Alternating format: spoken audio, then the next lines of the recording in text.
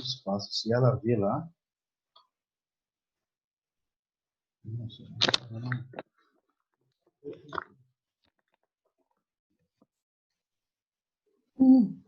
só eu.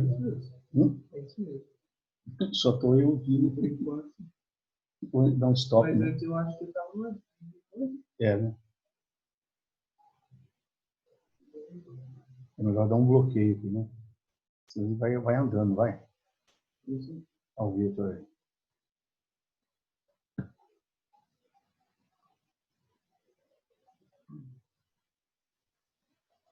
E aí, Vitor?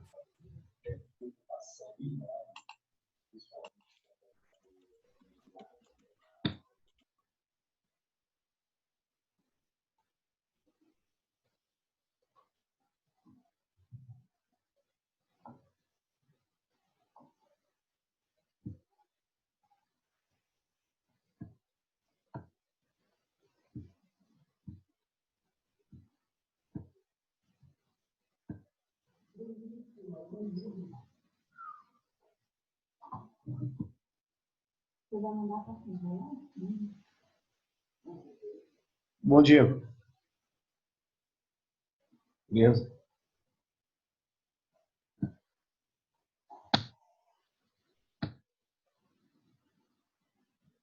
O Diego vai ser professor de filosofia, né, Diego? Barbão, né? Um profeta.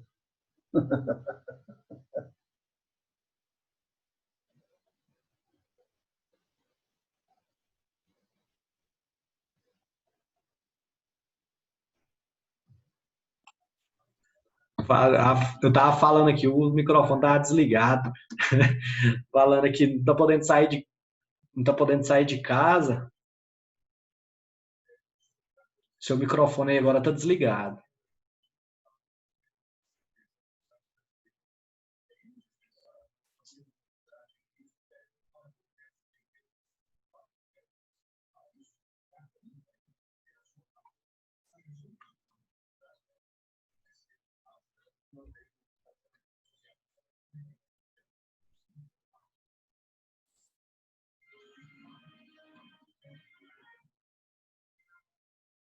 Seu microfone aí agora tá desligado, professor.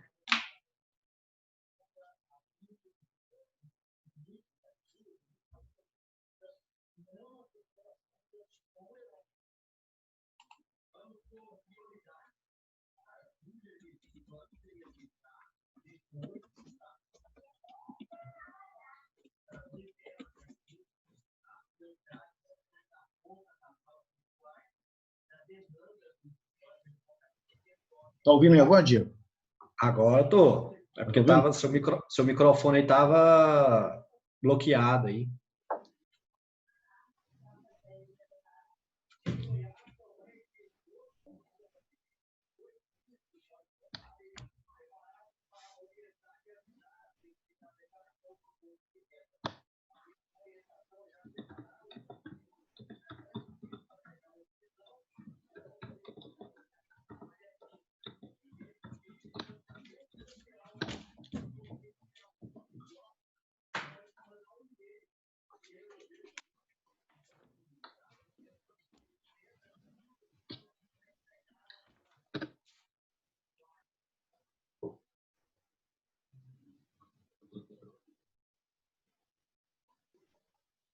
Nós já vamos começar, Diego. Porque... Tá me ouvindo agora bem? Tá ouvindo? Porque eu gostaria até que vocês anotassem. Hoje nós gostaríamos já de falar de algumas questões de prova. Vou deixar anotado um pequeno trabalho para vocês, valendo 4 pontos. E já para vocês irem pesquisando, coisa bastante fácil. Vou esperar acrescentar mais alguns alunos para a gente poder falar desse trabalho. E o autor de hoje, ele é um autor de avaliação. Ele se chama, vou colocar aqui o nome dele para vocês, ó, porque é uma referência a todas as pessoas que vão fazer mestrado ou doutorado. Ele se chama Ronald Dworkin. Ronald Dworkin. É o nome do cara. o nome do fera. Bom,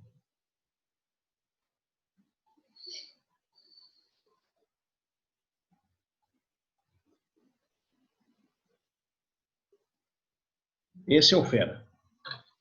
Quem é esse homem? Por que é tão importante no pensamento do direito? Só para vocês terem ideia, nesses dias estão ocorrendo essas manifestações em torno do mundo sobre direitos fundamentais.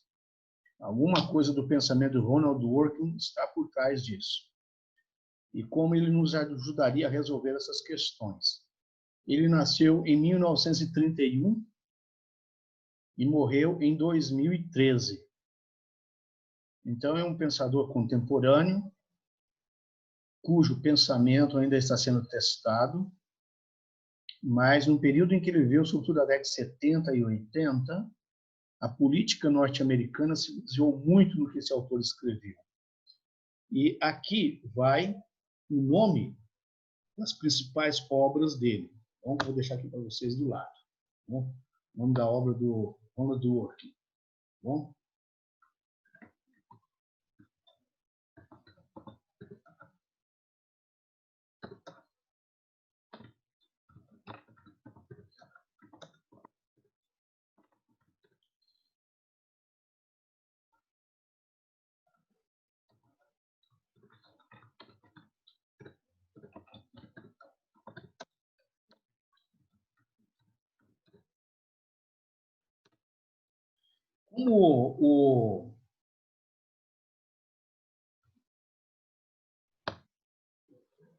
Como geralmente em concurso público, atualmente vem exigindo o conhecimento de alguns pensadores, é importante a gente colocar o nome das obras principais, porque numa dessa, vocês concorrendo a cargo, sobretudo federal, pode cair alguma coisa sobre o pensamento de Dworkin. Dworkin, ele é conhecido no Brasil e nos principais países por ele diferenciar, dentro da lide jurídica de vocês, advogados e dos juízes, o que se chama de hard cases e easy cases, ou seja, casos difíceis e casos fáceis. Bom, vou colocar aqui do lado para vocês também no chat, que vai ser o trabalhozinho aí, Diego, você e o colega de vocês que está aí, a Gabriela, né?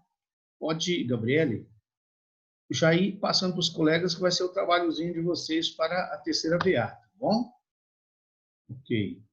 Então, eu vou colocar aqui o que se chama de casos. Deixa eu estou fazendo bobeira aqui. Estou lutando com o computador aqui e eu estou apanhando. Olha lá.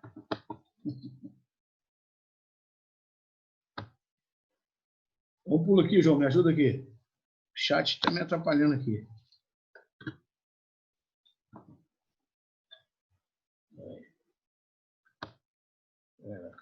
Descachei.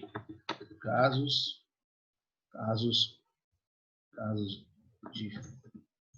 difíceis e achei, consegui. Casos fáceis. Né? Vou colocar aqui hard cases e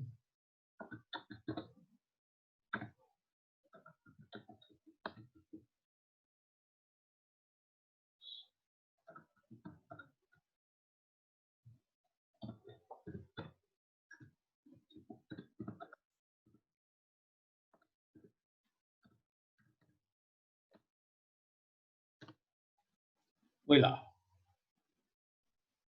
Foi lá. Casos difíceis e casos fáceis. Aqui tem um errinho do inglês, no hard, é hard, tem um D no final, tá bom? Hard cases.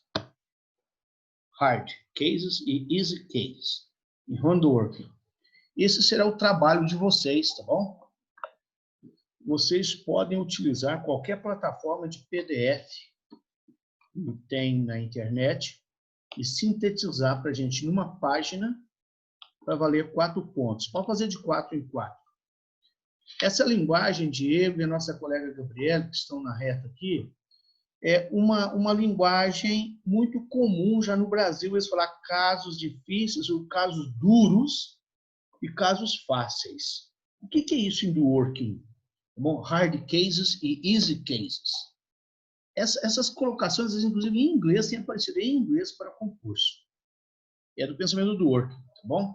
Vamos falar disso agora para vocês. Vamos mandar bala agora, né? Então, como eu havia dito para vocês antes, passei o nome das obras aí. A mais importante é Levando o Direito a Sério, mesmo? É a obra dele conhecida no mundo inteiro, escreveu essa obra. Muito bem. Ele nasce em 1931, morre em 2013, mesmo? Formou-se na Universidade de Harvard, Estados Unidos, que é considerada a principal universidade do mundo contemporâneo, em 1957, a sua formação. As reflexões de Dworkin representam uma mudança na forma de interpretar o direito no século XX. Ele vai além do justnaturalismo e do justpositivismo. Ele acha que o direito está além do justnaturalismo e do justpositivismo e também além do realismo jurídico norte-americano, do realismo jurídico. Do realismo jurídico nós vamos falar só na próxima aula. Vamos com vocês. Ele cria uma maneira própria de explicar o direito para o mundo contemporâneo, tendo em vista a falta de dignidade que muitas pessoas vivem. Grave essa expressão. O direito para ele não está em vista da realização de uma justiça teórica, nem de princípios metafísicos, mas sempre está olhando devido aos direitos fundamentais da pessoa humana.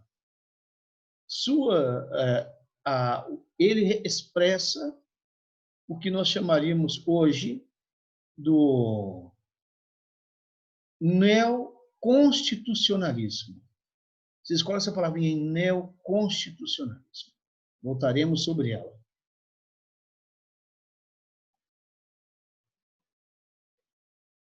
E as teses do Ronald Dworkin, elas envolvem tópicos que vão além do direito e envolvem questões de política e de ética. Então, ele pode ser estudado também como um filósofo, além de filósofo do direito.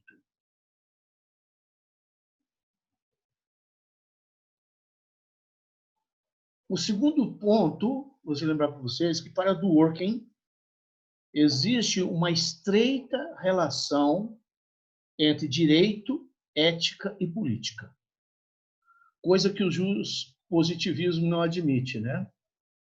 Ética é do campo subjetivo, direito do campo social. Ele vai dizer que não, que direito não tem jeito de ser desvinculado da ética e nem da política. E não tem jeito de desvincular política também de direito. Isso, para nós, é muito importante devido ao contexto político que o Brasil vem se arrastando há uns 15 anos. Mesmo? O Brasil vem numa pancadaria entre direito e política, como realidades opostas, vocês percebem isso ou não? E também o direito querendo enfrentar pessoas que cometem erros no campo da moralidade. Então, esses autores, esses homens brasileiros que atuam no âmbito jurídico, sobretudo em segunda instância e no Supremo, leram Dworkin. E alguns precisariam de ler. Eu não vou falar o nome deles, não, porque nós não vamos vincular as nossas aulas, mesmo. Nós não podemos vincular as nossas aulas a questões que estão acontecendo agora pela internet, senão depois a gente fica frito por aí. Deixa isso para dentro de sala de aula, não é mesmo? Para a gente descer o porrete quando voltar.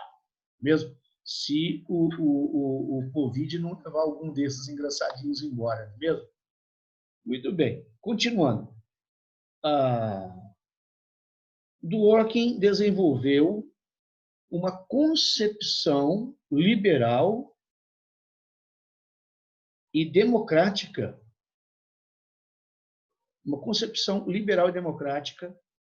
de matriz igualitária. A partir dessas teses, foi um crítico do positivismo jurídico de Herbert Hart, de quem ocupou a casa de 1969 em Oxford, na Inglaterra. Ele e o Hart passou a vida inteira brigando, e um acabou aprendendo com o outro. Mas se teve uma coisa que o Dworkin bateu a vida inteira, foi contra a tese de que o direito é expressão exclusivamente do Estado. O Dworkin lutou a vida inteira nas suas obras para mostrar que o direito tem pressuposto moral e que o direito não é uma pura legislação de uma autoridade, mesmo? E assim, Dworkin se opõe a essa tese e sustenta, junto aos direitos legais, vai dizer, durante todo o direito legal, aquele direito que está positivado na Constituição, nos códigos ou em costumes, vai dizer o seguinte: aonde tem direitos legais, direito positivo, há ali também direitos morais. Direitos legais e direitos morais não se desconectam. Essa tese que alguém diz, olha, é legal, mas é imoral, não pode existir. Porque, segundo ele, direitos legais pressupõem direitos morais. Enquanto que o positivismo separa nitidamente o aspecto jurídico do moral. Então, Dworkin vai mostrar que isso seria um absurdo, mesmo, separar direito do campo da moralidade.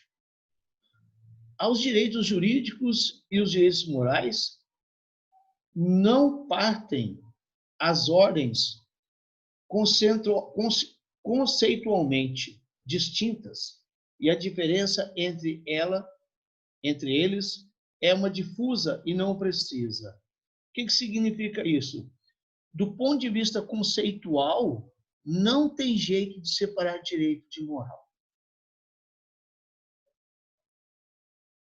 Porque se eu agredir a moralidade, um juiz dá uma sentença que agride a moralidade de um indivíduo ou de um grupo. Mesmo a sentença for segundo a lei, essa sentença está errada. Conceitualmente, não se pode separar direito de moral. E vem um segundo ponto, vai dizer ele. Mesmo? A separação entre direito e moral não é clara. É difusa. Não é algo claro. É difuso. Por isso, eu não posso separar direito e moral como eu separaria 10, a quantidade 10 da quantidade 15. Porque é uma diferença objetiva. Enquanto entre direito e moral não tem diferença objetiva. Não se confundem, mas não se separam. Mesmo? Se nós fôssemos fazer uma comparação, seria as duas faces de uma mesma moeda. Mesmo? O juiz emite uma sentença contra um de nós e você fala, juiz, parece que não está certo. Ele fala, segundo a lei está certinho. O juiz, mas isso agride meus princípios, meus valores. Não importa, a lei foi aplicada. Então, segundo Dworkin, isso não é um raciocínio devido. Porque um juiz só acerta quando a aplicação que ele fez da lei a um caso concreto respeitou a legalidade e a moralidade ao mesmo tempo. Pois, senão, o direito seria uma violência contra os indivíduos. Bom? Muito bem. A garantia dos direitos individuais é a função mais importante do sistema jurídico. E o André, que chegou aí agora e vai ser juiz, vai anotar isso para poder ser juiz, vai usar isso na sentença que ele vai usar, que ele vai emitir. A garantia dos direitos individuais. Quer dizer, não está falando de direitos de grupos, mas individuais, é a função mais importante do sistema jurídico. Essa frase vai estar para vocês na provinha, bom? Eu chamo de garantia de direitos individuais. O direito não é mais que um dispositivo que tem como finalidade afirmar os direitos dos indivíduos diante das agressões da maioria e do governo. Mas é revolucionário uma colocação como essa, né? O direito não é mais que um dispositivo que tem como finalidade afirmar os direitos dos indivíduos diante das agressões da maioria.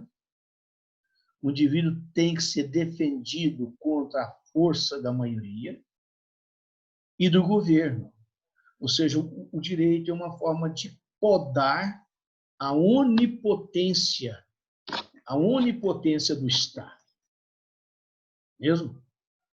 Não só o devido legal, que é uma forma de impedir que autoridades passem por cima da nossa individualidade, mas o direito se caracteriza também como uma forma de proteger o indivíduo, o sujeito, individualmente, da onipotência do poder estatal. Muito bem. O esquema usado por Dworkin para explicar a tese dos direitos individuais está baseado na análise das controvérsias judiciais.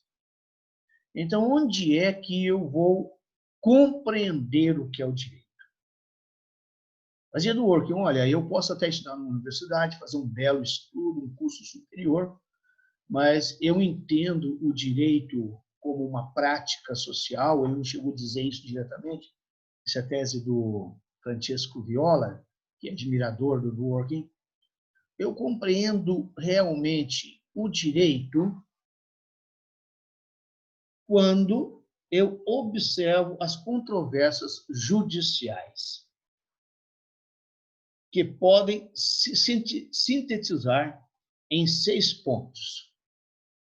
Segundo ele, todas as contendas judiciárias podem ser resumidas em 6 pontos, vai dizer ele. Primeiro,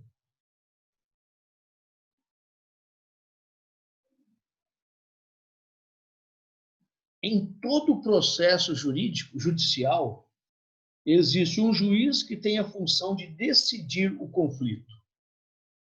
Esse é o primeiro elemento que se verifica numa controvérsia judicial. Em todo o processo judicial, existe um juiz que tem a função de decidir o conflito. Vocês percebem aqui que ele não está partindo de teses filosóficas, mas da dinâmica do direito. Segundo lugar, existe um direito que vencerá no conflito, que ganhará a causa.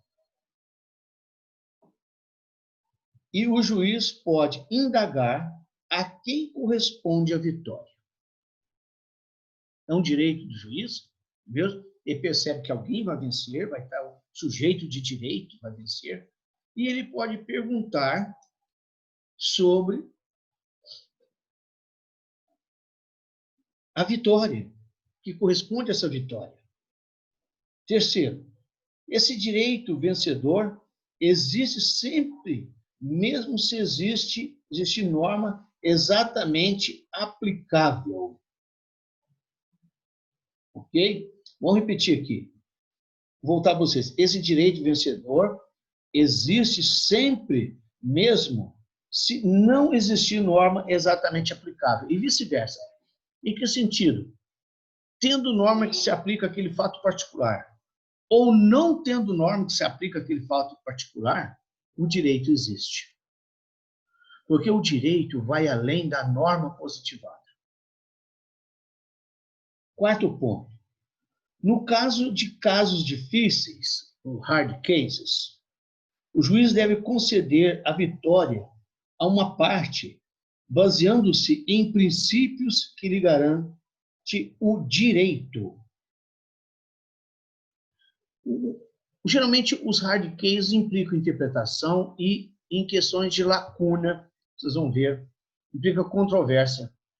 O juiz está julgando um caso difícil, ele tem que estar atento que quem vença no final é quem tem direito, independente da existência de norma ou não. Quarto passo, os objetivos sociais estão subordinados aos direitos e àquilo que os fundamentam. O que significa isso? Os objetivos sociais estão subordinados aos direitos e àquilo que os fundamentam. Ou seja, muitas vezes nós estamos acostumados a dizer que o coletivo deve prevalecer sobre o individual. Ele acha que não. Essa tese não. Ou seja, os objetivos sociais devem estar subordinados aos direitos, muitas vezes subjetivos, individuais, e também devem estar submetidos aos seus fundamentos. Porque todas as vezes que um indivíduo particularmente é agredido em seus direitos fundamentais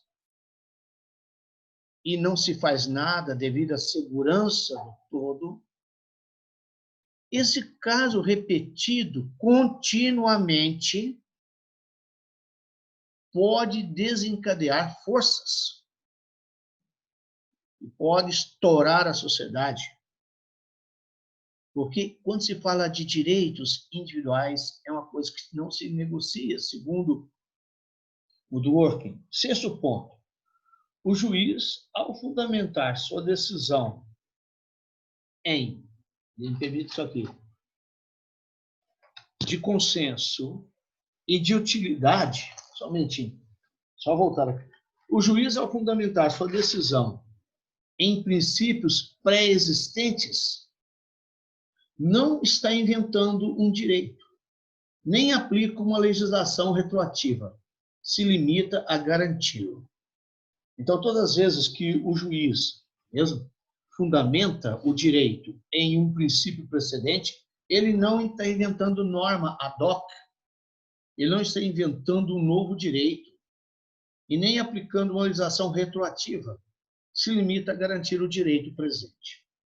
Vou fazer para vocês aqui uma síntese sobre o pensamento de Dworkin. Dworkin concebeu sua doutrina como liberalismo ético. Liberalismo ético, entendido como fundamento de um liberalismo político, direcionando a garantir igual consideração e respeito para com todo cidadão. Eu vou repetir essa frase, eu até vou colocá-la aqui, porque ela está em inglês. Vou colocá-la em português para facilitar a compreensão de vocês e vai estar lá na avaliação de vocês, tá bom? É uma frase dele, mesmo. Ele diz o seguinte, olha,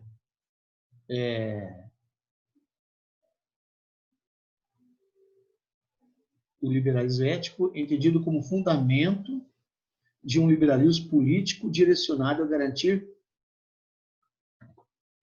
vou colocar aqui, igual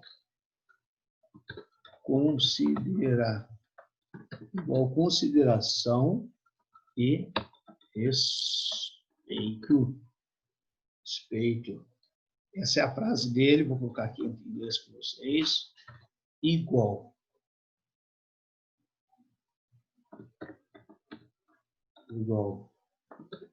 Concern and respect. Okay.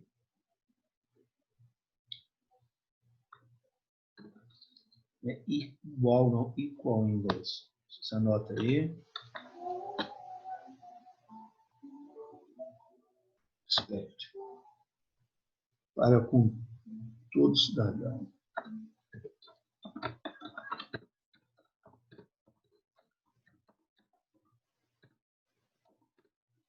Com todo cidadão. Muito bem. Copie esse trechinho aí, por gentileza.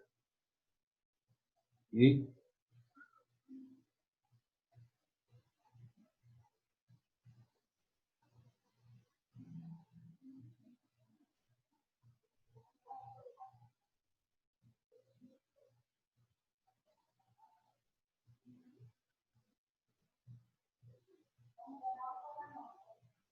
Ok.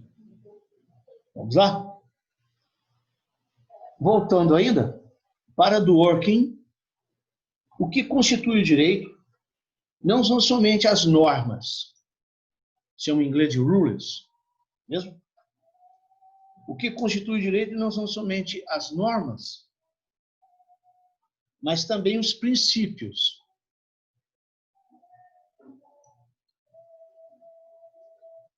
E no confronto entre normas e princípios, são os princípios a terem prioridade, porque são constitutivos dos fundamentos morais e jurídicos do ordenamento. Vamos repetir isso aqui, mesmo? O que constitui o direito não são somente as normas, mas também os princípios. E no confronto entre normas e princípios, são os princípios a ter um papel prioritário, porque eles são constitutivos dos fundamentos morais e jurídicos do ordenamento. Então, o direito não são somente normas, mas também o direito também são princípios. E no confronto entre normas e princípios, os princípios se sobrepõem a elas, pelo sentido de que os princípios constituem os fundamentos morais e jurídicos do ordenamento jurídico. Enquanto tais, os princípios estão ligados diretamente àqueles direitos fundamentais que pertencem aos indivíduos originariamente. O primeiro entre todos está o direito à dignidade. Um direito que não visasse a dignidade estaria indo contra a própria natureza fundamental do direito. Ok? Vamos colocar aqui para vocês.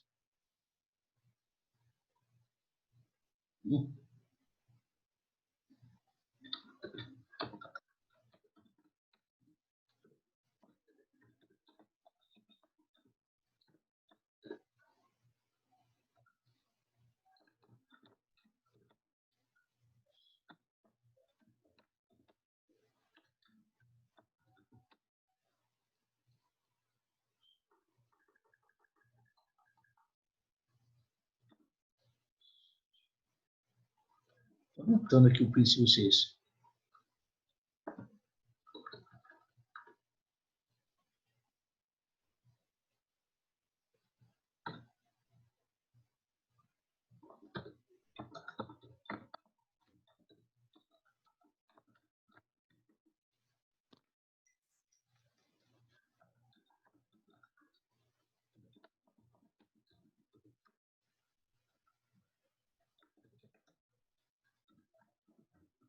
Olha lá.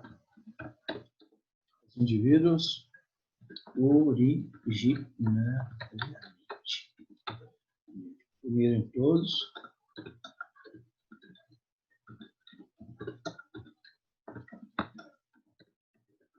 De todos. De direito à dignidade. Ok? Ele chama-se na obra dele de Basics. Basic and Natural.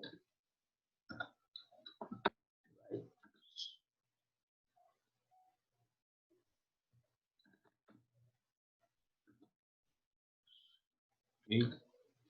Quando o Dworkin ele escreveu obras fenomenais sobre isso, a questão do direito como forma de controlar a vontade da maioria e controlar o poder do Estado sobre os indivíduos. Ele tinha em mente a sociedade norte-americana, uma sociedade altamente desenvolvida, baseada em princípios democráticos, talvez a maior democracia do Ocidente, mas ele enxergava naquele contexto de liberalismo econômico a falta de um liberalismo ético. São coisas diferentes. Mesmo em que o indivíduo particularmente não conta se ele não for competente. Ele perde a sua dignidade como pessoa, porque competência ele não tem, mas é um ser humano. A discriminação, a questão da eutanásia, ele escreveu uma obra sobre aborto e eutanásia, muito interessante, a questão de respeitar a vontade do indivíduo e o Estado não se intrometer nessas questões delicadas, hard cases, no caso desse, o Estado não se intrometer com uma ideologia política, mas deixar isso para a comunidade ou o indivíduo resolver. Ele está se tratando com o bem maior que o indivíduo tem, que é a própria vida. Ele percebia da discriminação intensa na sociedade americana e ele fala da questão da dignidade, mesmo no sentido puramente político e ética. Um indivíduo solto na sociedade, em que a maioria decide sobre coisas fundamentais, num bem-estar social imenso, em que o Estado também impõe uma visão da competência do indivíduo. Como ficam os menos favorecidos? Então, ele introduz esse conceito de dignidade, o direito à dignidade, que é uma coisa que parece que no contexto do consumismo, no contexto da competição, não tem espaço para falar de dignidade, mesmo. Outro ponto. Velhos, idosos, como não podem falar de dignidade desse povo se eles não produzem mais? Mesmo. Crianças que não nasceram, como podem falar de dignidade se eles não têm competência para produzir e concorrer? Então, que ele não está se referindo a questões religiosas, mas a questões de princípios morais e políticos que necessariamente vão atuar no campo da juridicidade. E é importante que o direito para o working não está fundamentado num pressuposto teórico. Grave isso. Está fundamentado na razão prática, ou seja, fundamentado nas simples exigências de direitos individuais. Alguém diria, professor, mas isso não é meio teórico? Não. Tanto é que não é teórico, que quando não se respeita o indivíduo, com o tempo, isso explode, a situação explode. Mesmo. Se reivindica, a sociedade leva à reivindicação. E aqui ele fala dos básicos e os direitos naturais básicos. Direito natural. Não está falando de direito estatal, nem de direito sobrenatural. Direito natural. Sobrenatural de Deus.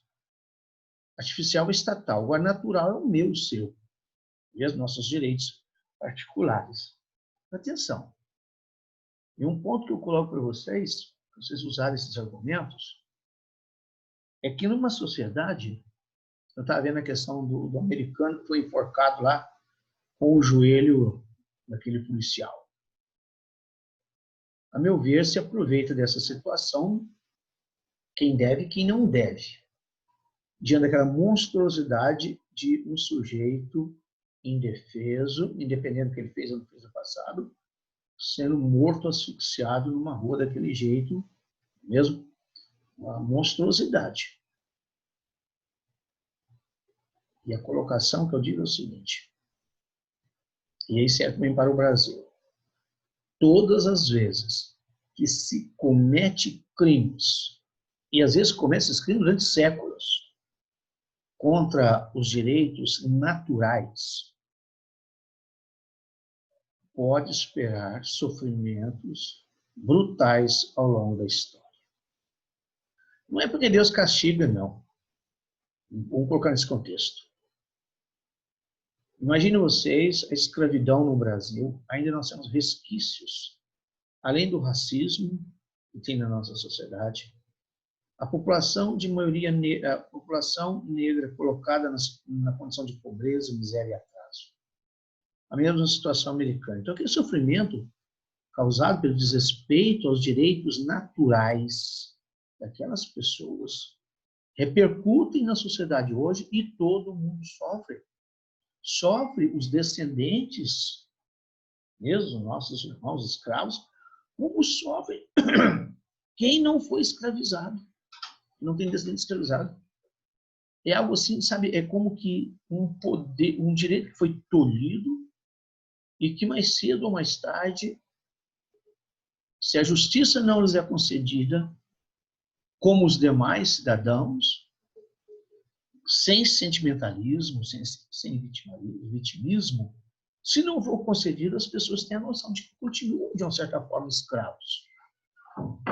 E você sabe que quando uma força, mesmo coletiva, se desprende na sociedade, nós não sabemos onde a coisa pode parar, mesmo? Então, eu não quero saber se é certo ou não fazer essas passeatas no mundo inteiro, e também não se deve, de forma alguma, colocar porque o policial que o matou é branco. Não, nada disso não. Mesmo? Revoltado fica qualquer pessoa que tem senso de justiça. Mesmo? E toda a vida vale o infinito. Mesmo? De uma forma ou de outra, mesmo de que cor que seja, vale o infinito qualquer pessoa. Mas nós temos que baixar a cabeça com filósofos, com um jeito de dizer, olha, naquele estado, naquele país americano, assim como no nosso Brasil, nós cometemos no passado atrocidades contra direitos individuais, direitos naturais. Sem sentimentalismo, o que nós temos que fazer, o desdobro, é lutar por um direito que reconheça os direitos naturais individuais do sujeito hoje. Ok? Isso é um ponto sério. Muito bem. Voltando à questão do respeito à dignidade. Mesmo? A partir dessas bases éticas, Dworkin participou dos debates sobre a justiça nos anos 70 e 80, com uma concepção que pretendia superar, então, a dominante tese entre contratualismo e utilitarismo, mesmo se opondo às definições de justiça em termos de consenso e de utilidade e individualizando na capacidade de garantir os direitos fundamentais dos cidadãos o critério de avaliação da justiça das instituições. Isso então é o seguinte, olha, uma instituição pública, ela tem razão de ser se essa instituição realiza a justiça social. Esse texto depois vai ser retomado por um conterrâneo dele, que é o John Rawls. E daí um dia nós vamos discutir isso com vocês. E outro fato, só um minutinho, trocar a bateria.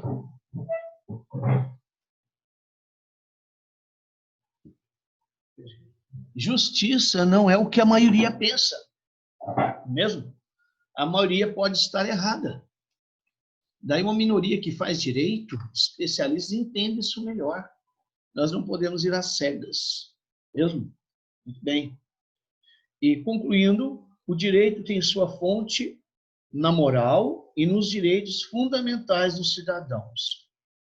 Como vocês percebem, a fonte do direito primeira não é a autoridade do Estado, que aí seria um direito autoritário, como a gente provou durante o século XX. O direito, ele existe antes do contrato político.